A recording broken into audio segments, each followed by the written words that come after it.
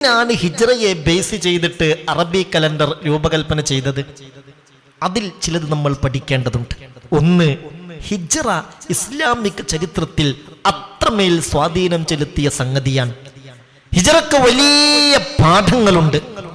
ഹിജ്റ ഓരോ വർഷവും വിശ്വാസികൾ വളരെ ഗൗരവമായി അതേക്കുറിച്ച് പഠിക്കുകയും മനനം ചെയ്യുകയും അതിൻ്റെ സന്ദേശങ്ങൾ ഉൾക്കൊള്ളുകയും ചെയ്യേണ്ട അതിമഹത്തായ ഒരു സംഭവമാണ്. അത് നമുക്ക് മറക്കാൻ പറ്റില്ല. അതുകൊണ്ട് പ്രിയപ്പെട്ടവരെ, ഹിജ്റയെക്കുറിച്ചുള്ള ചർച്ച അത് ഏറെ ഉപകരിക്കും. അള്ളാഹു തൗഫീക്ക് നൽകട്ടെ. എന്താ ഹജറ എന്ന പദത്തിന്റെ അർത്ഥം? ഹജറ എന്നാൽ വെടിഞ്ഞു, ഒഴിവാക്കി എന്നാണ് അർത്ഥം. ഹിജ്റ എന്നാൽ വെടിയൽ, ഒഴിവാക്കൽ.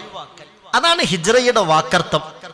അതുകൊണ്ടാണ് മഹാന്മാരായ ഉലമാക്കൾ രേഖപ്പെടുത്തിയിട്ടുണ്ട്, അൽ ഹിജ്റത്തു നൗആനി, അൽ ഹിജ്റത്തു നൗആൻ. ഹിജ്റ രണ്ട് വിധമുണ്ട്. ഒന്ന് ഹിജ്റത്തുൻ ആമ്മത്തുൻ, പൊതുവായ ഹിജ്റ. ഒന്ന് പൊതുവായ ഹിജ്റ, വഹിയ ഹിജ്റത്തു കുല്ലി മുസ്ലിമിൻ വ മുസ്ലിമ. അത് എല്ലാ ഓരോ മുസ്ലിമായ ആണിന്റെയും പെണ്ണിന്റെയും ഹിജ്റയാണ്.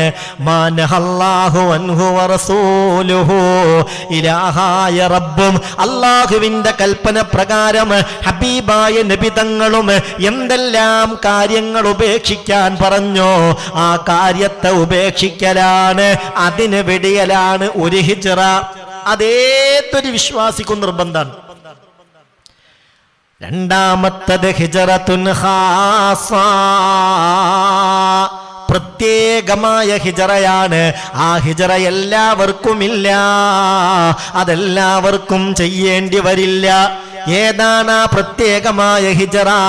വഹിയ അയ്യത്റുകൽ അബ്ദു അൽ ബലദല്ലദീ ലാ യഅ്മനു അലാ ദീനിഹി വഅറളിഹി വമാലിഹി ഇലാ ബലദി യഅ്മനു ഫീഹി വലാ യജിദു മാ യഹൂലു ബൈനഹു വബൈന തഅബ്ബുദി റബ്ബിഹി വദ്ദഅവതി ഇലൈഹി.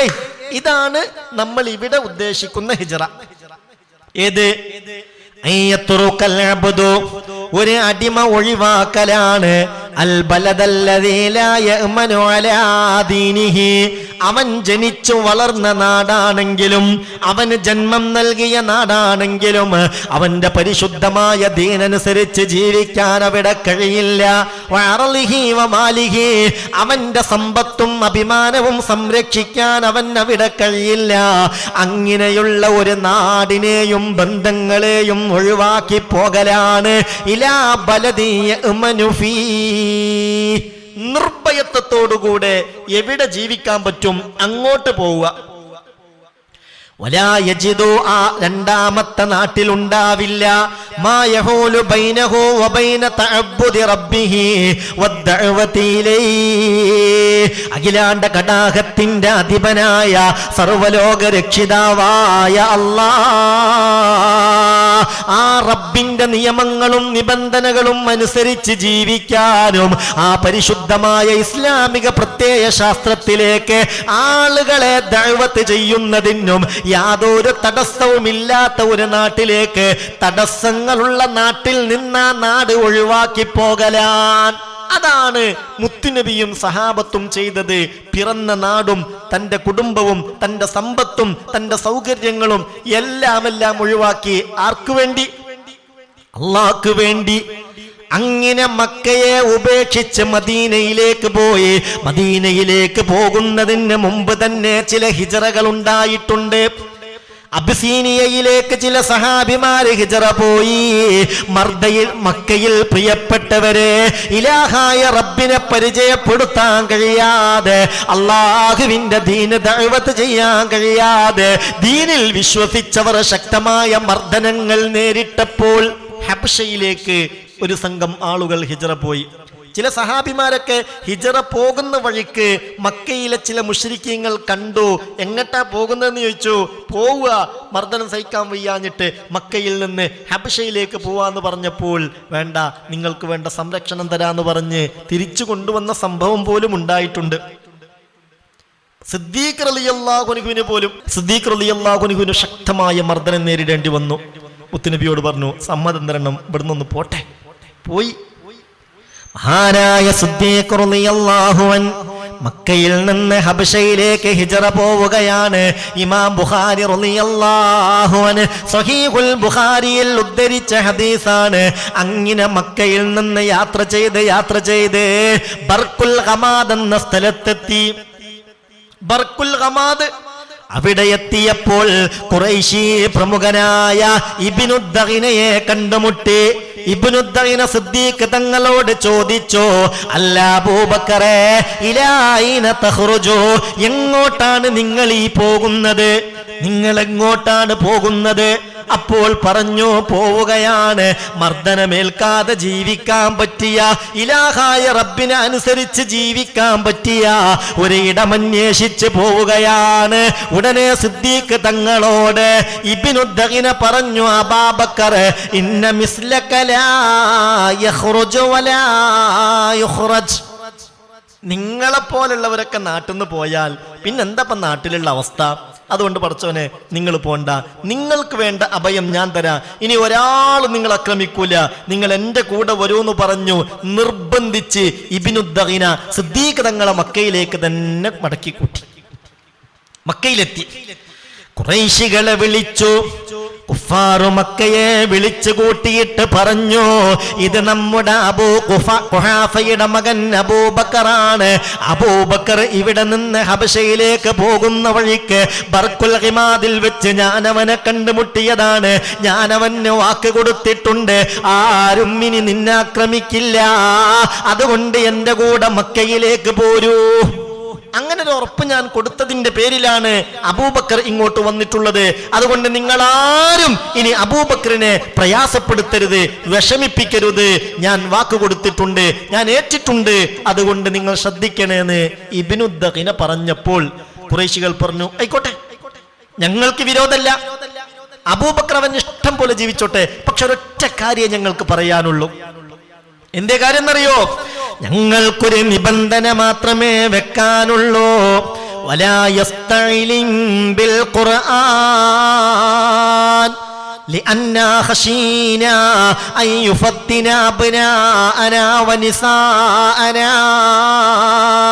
അബൂബക്കറിനോട് ഞങ്ങൾക്ക് വെക്കാനുള്ള നിബന്ധന ഇത് മാത്രമാണ്. പലപ്പോഴും ഖുർആൻ പരസ്യമായി ഓതിയിട്ട് ഇതിലെ അബൂബക്കർ നടക്കാറുണ്ട്.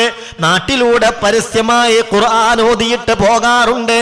പറയാനുള്ള കാര്യം ഇതാണ്, വലാ യസ്തഇലിൻ ബിൽ ഖുർആൻ,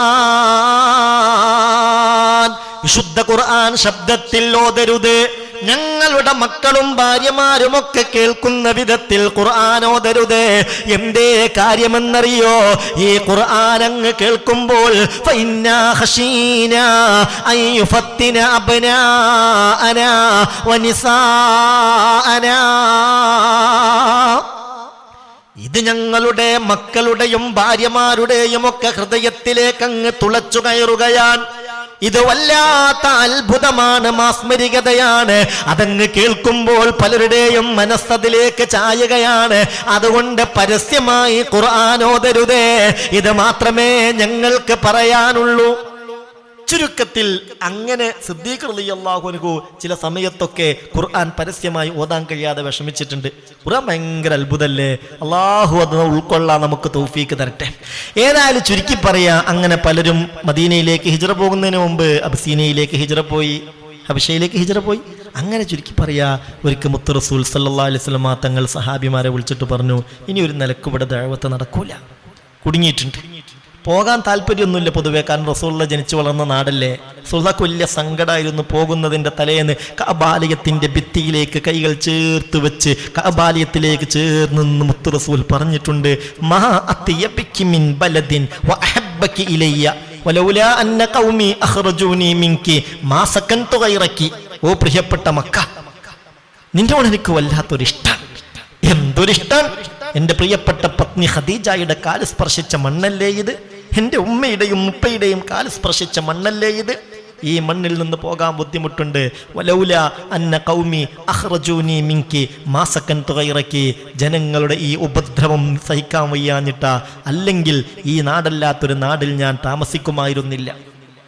അങ്ങനെ സഹാബികളോടൊക്കെ അള്ളാഹുവിൻ്റെ ദീനിനു വേണ്ടി മക്ക വിട്ടു പോകാൻ പറഞ്ഞു. പോകുന്നത് യസ്രിബിലേക്കാണ്. അന്ന് മദീന എന്ന് കേട്ടാൽ, യസ്രിബ് എന്ന് കേട്ടാൽ, മദീന എന്നന്ന് പേരില്ല, യസ്രിബ് എന്നാ പേര്. അത് കേട്ടാൽ വേജാറാ. കാരണം കൊടും തണുപ്പ്, എത്തിപ്പെടുന്നവർക്കൊക്കെ പനി, ആ നിലയിലുള്ളൊരു നാടാണ് യസ്രിബ്. പക്ഷെ മുത്തുനബി അങ്ങ് പറഞ്ഞപ്പോ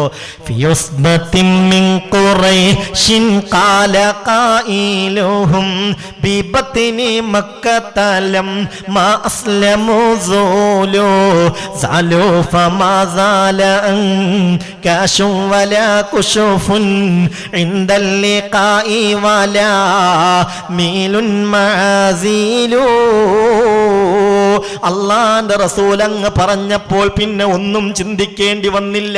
തയ്യാറായവർ, അവർക്ക് കുടുംബം വിഷയമായില്ല, സമ്പത്ത് വിഷയമായില്ല, വാഹനങ്ങൾ വിഷയമായില്ല, ജീവിത സൗകര്യങ്ങൾ വിഷയമായില്ല, ഭക്ഷണം വിഷയമായില്ല. അള്ളാഹ്ക്ക് വേണ്ടി, അള്ളാന്റെ റസൂലിന് വേണ്ടി, ദീനിന് വേണ്ടി അവരാ നാട് വിട്ട് ഇറങ്ങുകയാണ്. 450 കിലോമീറ്റർ യാത്ര ചെയ്യണം മദീനയിലെത്താൻ. ഇന്നത്തെ റോഡും സൗകര്യമൊന്നുമില്ല.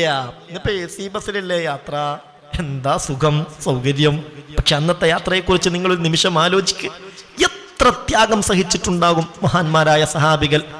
മക്കയിൽ നിന്ന് മദീനയിലേക്ക് യാത്ര ചെയ്ത പലരും ഇത് കേൾക്കുന്നുണ്ടാകും. ഒന്ന് മനസ്സിൽ സങ്കല്പിക്കുക, നമ്മൾ ആ AC ബസ്സിൽ യാത്ര ചെയ്യുമ്പോൾ വിശാലമായ കണ്ണെത്താ ദൂരത്തേക്ക് നീണ്ടു പരന്ന് കിടക്കുന്ന റോഡ്, ആ റോഡിലെ സുഖമായിട്ട് നമ്മൾ യാത്ര ചെയ്യുന്നതും മഹാന്മാരായ സഹാബിമാർ നടന്നും, ചിലരൊക്കെ ഒട്ടകപ്പുറത്തും, ചിലരൊക്കെ കഴുതപ്പുറത്ത്, ചിലരൊക്കെ കുതിരപ്പുറത്ത് ത്യാഗം സഹിച്ച് ആ 450 കിലോമീറ്റർ മക്കയിലെ ആ റഫായ കുന്നുകൾ, മൊട്ടക്കുന്നുകൾ താണ്ടി യാത്ര ചെയ്യുന്നത് നിങ്ങൾ ആലോചിച്ചു നോക്കൂ. അല്ലാഹുവേ, സന്നദ്ധത, അള്ളാഹ്ക്ക് വേണ്ടി അവർ ആ സന്നദ്ധത, ആ കാര്യത്തിന് സന്നദ്ധരായി. അല്ലാഹുവേ, അള്ളാഹുയുടെ ബറക്കത്ത് കൊണ്ട് നമുക്ക് രക്ഷ നൽകട്ടെ, റാഹത്ത് നൽകട്ടെ. ധരിച്ച വസ്ത്രം പിഞ്ഞിക്കീറി നാശായിട്ട് ഒരാളുടെ വീട്ടിൽ അടിമ ജോലി ചെയ്ത് ആ വീട്ടിൽ നിന്ന് അതിന് കൂലിയായി ആടിൻ്റെ തോല് കൊടുത്തപ്പോൾ ആ ആടും തോലണിഞ്ഞ് മദീനയിലെത്തിയ സഹാബിമാരുണ്ട്. നിങ്ങൾ ആലോചിക്കി പറയുന്നത്. മഹാനായ മുസ്അബ് ഇബ്നു ഉമൈർ റളിയല്ലാഹു അൻഹു, മുത്തുറസൂൽ മദീനയിലെത്തി. റസൂലുള്ളാഹി തങ്ങൾ ചെറിയൊരു പള്ളിയൊക്കെ കെട്ടിയുണ്ടാക്കി അവിടെ ദർസ് നടത്തിക്കൊണ്ടിരിക്കുമ്പോൾ ആടും തോലണിഞ്ഞ് ഒരാൾ കയറി വരുന്നുണ്ട്. നോക്കുമ്പോ ആരാ? മുസ്അബ് ഇബ്നു ഉമൈറാൻ.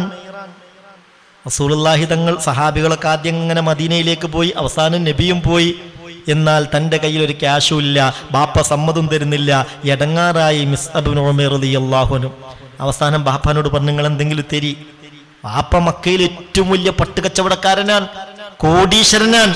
എടാ, മുഹമ്മദിന്റെ അടുത്തേക്ക് പോകാൻ ഞാൻ നിനക്ക് ക്യാഷ് തരണമോ? നയാ പൈസ പോലും നിനക്ക് തരില്ല എന്ന് പറഞ്ഞു. ബാപ്പ, എന്നാ ഞാൻ പോവാണ്, നബിയെ കാണാതെ ഇവിടെ നിൽക്കാൻ കഴിയൂല. ധരിച്ച വസ്ത്രത്തിൽ ഇറങ്ങി മുസ്അബ് ഇബ്നു ഉമൈർ റളിയല്ലാഹു അൻഹു. പട്ടിന്റെ വസ്ത്രമായിരുന്നു, പക്ഷേ അതാകെ പിഞ്ഞ് ഔറത്തിന്റെ ചില ഭാഗങ്ങൾ വെളിവാകാൻ തുടങ്ങിയപ്പോൾ ഒരു വീട്ടിൽ അടിമവേല ചെയ്തു. അങ്ങനെ അടിമവേല ചെയ്തപ്പോൾ അതിന് കൂലിയായി ഒരാടും തോല് കൊടുത്തു. പിന്നെന്താ ചെയ്തെന്നറിയോ? ഈ ആടിന്റെ തോലണിഞ്ഞു മദീന പള്ളിയിലേക്ക് കയറി വരികയാ. ആടും തോലാണ് അണിഞ്ഞിട്ടുള്ളത്. അള്ളാന്റെ റസൂലിനോട് വന്നൊരു മനുഷ്യൻ സലാം പറയുന്നു. പരിചയമുള്ള ശബ്ദമാണ്. മുത്തുനബി നോക്കിയപ്പോൾ മുസ്അബ് ഇബ്നു ഉമൈർ റളിയല്ലാഹു അൻഹു. ഹബീബായ നബി തങ്ങളുടെ കണ്ണ് നിറഞ്ഞുപോയി. മുത്തുനബി സല്ലല്ലാഹു അലൈഹി വസല്ലമ തങ്ങൾ പറഞ്ഞു, ആരാണ് ഈ കടന്നു വരുന്നത്? ഒരു സ്വർഗക്കാരനെ കാണണമെന്ന് നിങ്ങൾക്ക് താല്പര്യമുണ്ടോ? ഉൻറുറൂ ഇലാ ഹാദർ റജുലി, ഇതാ ഇയാളിലേക്ക് നോക്കിക്കോളൂ, ഇയാൾ സ്വർഗക്കാരനാണ്. വമാ റഅയ്തു ഫീ മക്കത വമാ ഫീ മക്കത അഅസ്സ മിൻഹു. മക്കയിൽ വസ്ത്രത്തിന്റെ കാര്യത്തിൽ മുസ്അബിനേക്കാൾ ശ്രദ്ധിക്കുന്ന ഒരാളെ ഞാൻ കണ്ടിട്ടില്ല. ആ മിസ്അബാണല്ലോ അല്ലാ ആടും തോലണിഞ്ഞ് കയറി വന്നിട്ടുള്ളത്. ബാപ്പ വലിയ പട്ട് കച്ചവടക്കാരനാ. യമനിൽ നിന്ന് മേത്തരം പട്ടുകൾ കൊണ്ടുവരും. മക്കയിൽ ഹോൾസെയിലായി ചന്തയിൽ വിൽപ്പന നടത്തും. അതുകൊണ്ട് ജനിച്ചത് മുതലേ പട്ടിന്റെ വസ്ത്രം ധരിച്ച് ശീലിച്ച ആളാ മിസ്അബ് ഇബ്നു ഉമൈർ തങ്ങൾ. അവരാണ് ഈ ആടും തോലണിഞ്ഞ് പള്ളിയിലേക്ക് കയറി വന്നത്. കണ്ട റസൂലുള്ളാഹിന്റെ കണ്ണ് നിറഞ്ഞു. ഉൻദുറു ഇലാ ഹാദ റജുലി കൈഫ ഫഅല ബിഹിൽ ഈമാൻ. നോക്കൂ ഈ മനുഷ്യനിലേക്ക്, ഈമാൻ അയാളിൽ വരുത്തി വെച്ച മാറ്റം കണ്ടില്ലേ നിങ്ങൾ? ഈമാൻ ഉണ്ടെങ്കിൽ മാറ്റമുണ്ടാകും. ഈമാൻ കൊണ്ട് ഈ മനുഷ്യനിലുണ്ടായ മാറ്റം നിങ്ങൾ കണ്ടില്ലേ? വസ്ത്രത്തിന്റെ കാര്യത്തിൽ ഈ മിസ്അബിനേക്കാൾ ശ്രദ്ധിക്കുന്ന ഒരാളെ മക്കയിൽ ഞാൻ കണ്ടിട്ടേയില്ല. ആർക്ക് വേണ്ടി ഇതെല്ലാം? അല്ലാഹുക്ക് വേണ്ടി. മുത്ത് റസൂലിനോടുള്ള ഇഷ്ടം. വഫാത്തായ സമയത്തും ഉഹദിലാണ് ഷഹീദായത്. തലമറച്ചാൽ കാലുമറയാത്ത, കാലുമറച്ചാൽ തലമറയാത്ത ഒരൊറ്റ തുണി മാത്രമേ മിസ്അബ് തങ്ങൾക്കുണ്ടായിരുന്നുള്ളൂ. അന്നും റസൂലുള്ളാഹിന്റെ കണ്ണ് നിറഞ്ഞിട്ടുണ്ട്. റസൂലുള്ളാഹി പറഞ്ഞു, മക്കയിൽ വസ്ത്രത്തിന്റെ കാര്യത്തിൽ ഈ മിസ്അബിനേക്കാൾ ശ്രദ്ധിക്കുന്ന ഒരാളെ ഞാൻ കണ്ടിട്ടില്ലല്ലോ. സ്വർഗക്കാരനാണ്. അല്ലാഹു അവരോടൊന്നിച്ച് സ്വർഗത്തിലെത്താൻ നമുക്ക് തൗഫീക്ക് നൽകട്ടെ. അള്ളാഹു ഭാഗ്യം നൽകട്ടെ. ഇങ്ങനെ മുഹാജിരീങ്ങളിൽപ്പെട്ട ഒട്ടനേകം സഹാബിമാരുണ്ട്. അവരുടെ ചരിത്രം പരിശോധിച്ചാൽ ഒക്കെ കരളലിയിക്കുന്ന ചരിത്രങ്ങളാ. സമയം പരിമിതമാണ്, ഞാൻ വിശദീകരിക്കുന്നില്ല. അതുകൊണ്ടാണ് മഹ്ശറയിൽ ആദ്യം ഹൗലുൽ കൗസർ കുടിക്കാൻ അവസരം ആർക്കാ ഉണ്ടാവുക? മഹ്ശറയിൽ ആദ്യമായി ഹൗലുൽ കൗസർ കുടിക്കാൻ വിധിക്കപ്പെടുന്നതാരാ?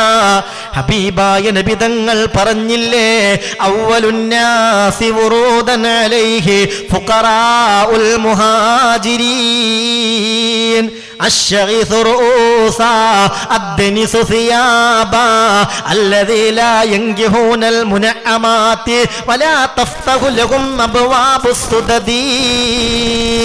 നാളെ എന്റെ ഹൗലിൽ നിന്ന് ആദ്യമായി കുടിക്കാൻ വിധിക്കപ്പെടുന്നവർ ഈ പാവപ്പെട്ട മുഹാജിരീങ്ങളാണ്. ഖുർആൻ എടുത്തു പറഞ്ഞിട്ടുണ്ട് അവരെ. ഖുർആൻ നന്നായി പ്രശംസിച്ചിട്ടുണ്ട്, പ്രകീർത്തിച്ചിട്ടുണ്ട് അവരെ. അവരാണ് നാളെ മഹ്ശറയിൽ ആദ്യമായി ഹൗലിൽ നിന്ന് വെള്ളം കുടിപ്പിക്കപ്പെടുന്നവർ. അവരിൽ പലരുടെയും മുടിയാകെ ചടകെട്ടിയിരുന്നു.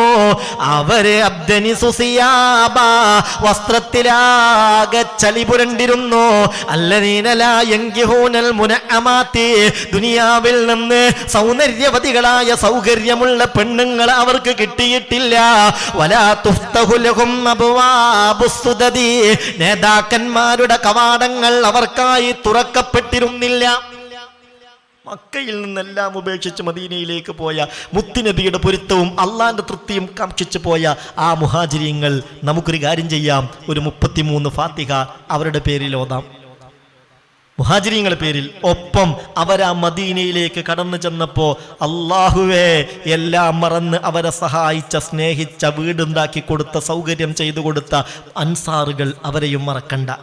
വല്ലദീന തബ്ബവൂ, ഖുർആൻ കൃത്യമായി പറയുന്നുണ്ട്, ഒന്നുമില്ലാതെ വിഷമിച്ച് കഷ്ടപ്പെട്ട് ത്യാഗം സഹിച്ച് ഉടുതുണിക്ക് മറുതുണിയില്ലാതെ മദീനയിലെത്തിയ ഈ സഹാബിമാർക്ക് അവർക്കിടയിൽ മുത്ത് റസൂൽ സാഹോദര്യത്തിന്റെ പ്രാധാന്യത്തെക്കുറിച്ച് പറഞ്ഞു കൊടുത്തപ്പോ നിങ്ങൾ അറിയോ ഇവർ ചെയ്തതെന്താണ്?